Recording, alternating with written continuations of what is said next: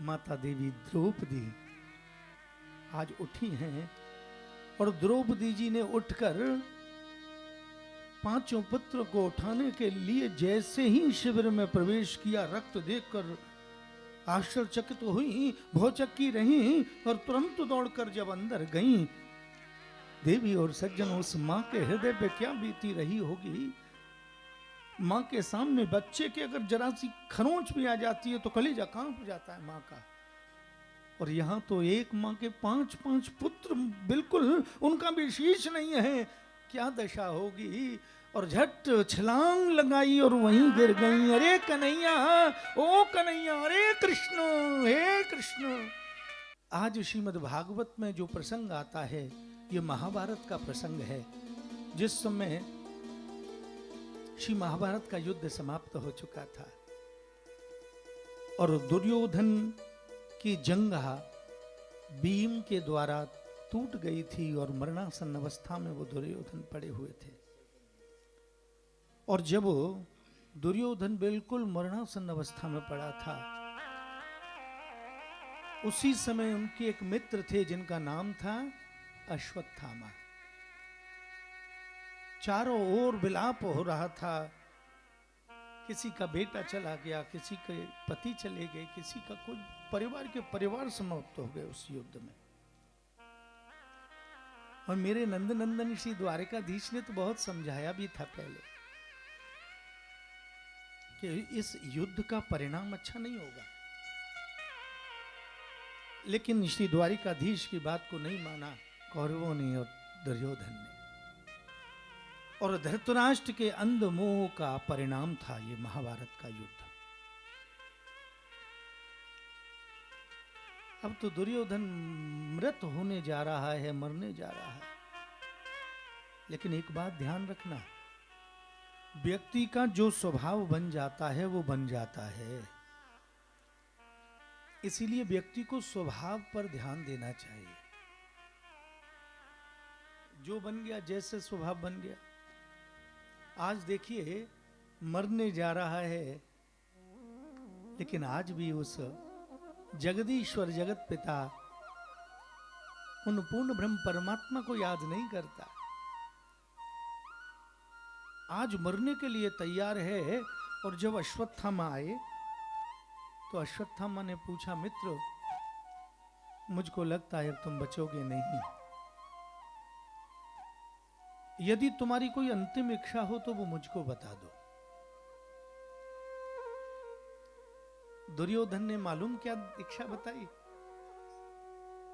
दुर्योधन ने कहा, देखो मित्र, मैं क्या क्या इच्छा बताऊं आपको। मैं मर तो रहा हूं, लेकिन मेरे मन में एक क्षोभ है। बोले क्या मित्र, मुझे बताओ। बोले मेरे मन में एक क्षोभ है, एक दुख, एक इच्छा लेकर मैं जाऊंगा कि हम जो थे 100 में से एक भी नहीं रहे, और वो 5 थे, उन 5 में से एक भी नहीं मरे, एक भी नहीं मरे 5 में से। है? ओह, अश्वत्थामा ने कहा, मित्र मैं तुम्हारा मित्र हूं, मैं प्रतिज्ञा लेता हूं, मैं ये प्रतिज्ञा लेता हूं कि उन 5 पांडवों के शीश तुम्हारे सम्मुख लेकर आऊंगा, अन्यथा मुख ही नहीं दिखाऊंगा तुम्हें। अब तो जब कह दिया, अश्वत्थामा को दुर्योधन ने आवाज लगाना भी चाहा, समझाना चाहा कि अरे मित्र, कितनी अक्षोणी सेना जिसका कुछ ना बिगाड़ पाई एक पांडव का भी। अरे मित्र रुको रुको, लेकिन जो मोह में अंधा होता है, जो अभिमान में आ जाता है, वो अपने सामने समझता ही नहीं किसी को। अश्वत्थामा भी सीधा चला गया और रात्रि के अंधकार में हाथ में खड्ग लेकर निकल लिया कि मित्र की इच्छा पूर्ण करनी। और जब जीव मदांध हो जाता है तो भूल जाता है मैं कौन हूं, मेरा स्वरूप क्या है, उचित क्या है, अनुचित क्या है, ये बोध समाप्त हो जाता है उसका। उधर 5 पांडव शिविर में सो रहे थे और मेरे नंद नंदन श्री द्वारिकाधीश प्रभु आज सोए नहीं, ऐसे टहल रहे थे। अर्जुन ने देखा, अरे द्वारिकाधीश आप सोए नहीं? मेरे कन्हैया ने कही, अरे अर्जुन तुम्हें नींद आ रही है? देखो न जाने मेरे मन में ऐसा होता है कि यहां नहीं सो, आज मेरी कक्ष में चलो आप। अर्जुन ने कहा कि कन्हैया भाई जी तो लगता है सो गए। ठाकुर जी ने कहा नहीं नहीं, उठाइए यहां से। पांचों पांडवों को लेकर आज कन्हैया अपने शिविर में ले गए। आज अश्वत्थामा मारने आया है, लेकिन वो मूर्ख जानता नहीं कि जाको राखे साइया और मार सके नहीं कोई। बाल न बाका कर सके जो जग बेरी हो। कोई कुछ कर क्या कर सकता है, उनके साथ तो परमात्मा श्री द्वारिकाधीश प्रत्यक्ष है। पांडवों को ले गए शिविर में सुलाने। इधर पांडवों को देखते हुए द्रौपदी के पांचों पुत्र आए। अरे यहां तो है ही नहीं पिताजी। तो द्रौपदी के पांचों पुत्र उस शिविर में सो गए। बोले यहीं सो जाते हैं, कोई बात नहीं। अवसर देखकर इस दुष्ट को लाज भी नहीं आई, एक एक करके पांचों द्रौपदी के पुत्रों के शीश को धड़ से अलग कर दिया। रक्त की धारा बह गई और उन पांचों सिरों को लेकर एक पोटली में बांध लिया। और मूर्ख अश्वत्थामा ने उस पाप की गठरी को लेकर अपने कांधे पर लाद लिया। मन में प्रसन्न होता है, मैंने कितना सुंदर कार्य किया। अश्वत्थामा ने आवाज लगाई, दुर्योधन अरे मित्र देखो, जो तुम्हारी कितनी अक्षोणी सेना जो कार्य नहीं कर पाई, वो कार्य तुम्हारे अकेले मित्र ने कर दिया। और जैसे ही वो गठरी रखी, दुर्योधन ने कहा, अरे मूर्ख क्या है इसमें? बोले, अरे मित्र मैंने तुमसे प्रतिज्ञा ली थी, पांचों पांडवों के शीश लेकर आऊंगा, ये देखो पांचों पांडवों के सिर। दुर्योधन ने कहा, नहीं नहीं, ये पांचों पांडव के सिर नहीं हो सकते। अरे मूर्ख, जिस गठरी में तू पांच पांडवों के सिरों को बताता है, उतना अकेला बड़ा सिर तो एक भीम का ही है। जल्दी से खोल के दिखा इसमें है क्या। और जब देवी और सज्जनों वो गठरी खोली गई और उस गठरी से द्रौपदी के पांचों पुत्रों के शीश देखकर दुर्योधन ने अपने माथे पे हाथ धर लिया। अरे मूर्ख अश्वत्थामा, ये क्या कर दिया तूने? मेरे पुत्र तो पहले ही वीर गति को प्राप्त हो चुके हैं। अरे हमारा बैर उन पांडवों से था, ये तो जैसे उनके बेटे हमारे बेटे। अरे अश्वत्थामा, आज मैं भी मर रहा हूं, मेरे सब भाई मर गए। हमको और उनको ये ही बच्चे तो अन्न जल देते, पिंड दान यही तो करते। अरे मूर्ख, तूने तो हमारे कुल का ही नाश कर दिया। दूर हो जा मेरी दृष्टि से, अन्यथा न जाने आगे का समाज क्या कहे कि मित्र के लिए तो ये किया और उस मित्र ने ऐसा कर दिया। मेरी दृष्टि के सामने मत टिके। अश्वत्थामा दौड़ा वहां से, ये क्या कर दिया मैंने? महाराज मैंने तो अच्छे के लिए सोचा था, ये हो क्या गया? अश्वत्थामा वहां से दौड़ा।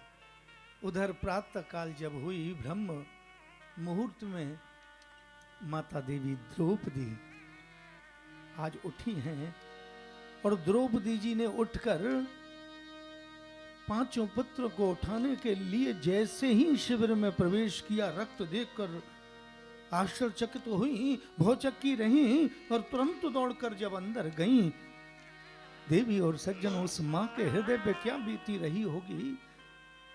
मां के सामने बच्चे के अगर जरा सी खरोंच भी आ जाती है तो कलेजा कांप जाता है मां का। और यहाँ तो एक माँ के 5-5 पुत्र, बिल्कुल उनका भी शीश नहीं है, क्या दशा होगी। और झट छलांग लगाई और वहीं गिर गई। अरे कन्हैया, ओ कन्हैया, अरे कृष्ण, हे कृष्ण।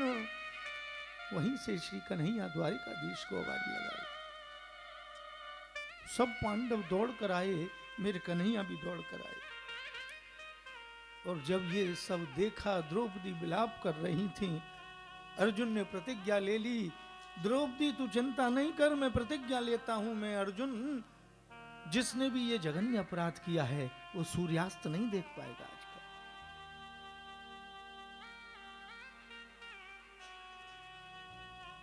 हम सब बोल देते हैं कि देवी द्रौपदी की जैसी लाज बचाई है द्वारिकाधीश, हमारी भी वैसी लाज बचाओ। मेरे गोविंद लाज बचाने के लिए तैयार हैं, तत्पर हैं, हर क्षण हर पल। लेकिन आज द्रौपदी का दर्शन करिए श्रीमद् भागवत में। आज जब अर्जुन जा रहे हैं और जब द्रौपदी को ज्ञात हुआ कि यह अपराध किसने किया, मां को यह पता लग जाए कि इसने मेरे बेटे को चोट पहुंचाई है, झगड़ने पहुंच जाएगी। महाराज, मां मेरे बेटे से ऐसे कहा, मेरे बेटे, यहां तो उसने उसका वध ही कर दिया। लेकिन जैसे ही द्रौपदी ने सुना कि ये अपराध किसी और ने नहीं, गुरु पुत्र द्रोणाचार्य के जो पुत्र हैं अश्वत्थामा, उन्होंने ये अपराध किया। और जैसे ही सुना तो द्रौपदी भी दौड़ी चली गई। कन्हैया, अरे अर्जुन, अरे अर्जुन, अर्जुन, अर्जुन रुक जाओ, ये अपराध मत कर देना। अरे भाई, वो ब्राह्मण है, ब्राह्मण है, और उसमें भी तुम्हारे गुरु द्रोणाचार्य के पुत्र हैं, तो रोक लो। मुच्यता मुच्यता मेष ब्राह्मणों नितराम गुरु। आवाज लगा दी। उधर अश्वत्थामा के केशों को पकड़कर अर्जुन ले आए। द्वारकाधीश, बताओ उसको क्या सजा दी जाए। भीम ने कहा, मृत्यु का बदला तो मृत्यु है भाई जी, आप ये क्यों बोल सोचते हो, इसको छोड़ो नहीं। लेकिन द्रौपदी कहती है, अरे अर्जुन, आप ये समझो, इसके मरने से मेरे बेटे लौट कर नहीं आएंगे। देखिए, हम धर्म को टटोलते किसमें हैं? सुख में। हा? धर्म में भी सुख, सुख में भी धर्म। और जरा सी कोई आपत्ति विपत्ति आ जाए तो सब धरा रह जाए धर्म। कोई आपत्ति विपत्ति आती है तो छूट जाता है, भूल जाते हैं हम, फिर उसमें फंस जाते हैं। आज देखिए, द्रौपदी ने इस विपत्ति की परिस्थिति में भी धर्म का साथ नहीं छोड़ा है। और शास्त्र कहता है, धर्मो रक्षते रक्षितः। यदि हम धर्म की रक्षा करेंगे तो धर्म भी हमारे लिए सदैव खड़ा है, खड़ा रहेगा। संसार का जीव, संसार के प्राणी हट सकता है, लेकिन धर्म हर क्षण हर पल हमारा साथ देता है। आज ऐसी विषम परिस्थिति में भी द्रौपदी देवी ने धर्म को नहीं छोड़ा। अर्जुन ने कहा, कृष्ण, हे द्वारिकाधीश, आप बताओ मैं करूं तो क्या करूं, मुझे बताइए, आप करूं क्या करूं मैं। क्योंकि द्रौपदी कहती हैं कि नहीं नहीं, छोड़ दो। उधर भीम खड़े थे। भीम ने कहा, अर्जुन, अगर तुमने छोड़ दिया तो मैं नहीं छोड़ूंगा, मैं मार दूंगा इसको। इसने हमारे बच्चों ने क्या बिगाड़ा इसका। अर्जुन द्वारिकाधीश के चरणों में गिर गया। गोविंद, आप मुझको बताओ मैं क्या करूं। अर्जुन ने जब कहा तो मेरे गोविंद ने बहुत सुंदर बात को कहा, ब्रह्म बंधुर्न हंतव्यो आतिताय बधा। अर्जुन, छोड़ दो इसको। भीम ने कहा, क्या कहा ठाकुर जी? तो भगवान ने कहा, बोले मार दो। और ठाकुर जी द्वारिकाधीश ने कह दिया कि देखो भाई बंधु अगर अपराध कर दें तो उनको दंड दिया जा सकता है, लेकिन उनको जान से थोड़ी मार देंगे, इसीलिए अर्जुन छोड़ दो। बोले ठाकुर जी मेरी प्रतिज्ञा है, अगर मैंने उस प्रतिज्ञा को तोड़ दिया तो मैं तो निस्तेज हो जाऊंगा। मेरे द्वारिकाधीश ने कह दिया, बोले देखिए ये ब्राह्मण है और इसके मस्तक में एक मणि है अश्वत्थामा की, तुम उस मणि को निकाल लो, ये मृत समान ही हो जाएगा। ये पूजक हैं, इनका अपमान कर दो तो वो अपमान भी मृत के समान है। अर्जुन ने वैसा ही किया, मणि को निकाला और धक्का देकर अश्वत्थामा को छोड़ा। लेकिन अश्वत्थामा ने कहा नहीं नहीं मुझे छोड़ो मत, अर्जुन ऐसे अपमानित मत करो, तिल तिल मरने से तो एक बार मरना अच्छा है। अर्जुन ने कहा नहीं नहीं तेरा दंड यही है, बस छोड़ दिया। लेकिन कभी कभी दुष्टों पर कृपा करना भी भारी पड़ता जी। आज अश्वत्थामा को छोड़ दिया, लेकिन आज अश्वत्थामा ने एक और अपराध कर दिया।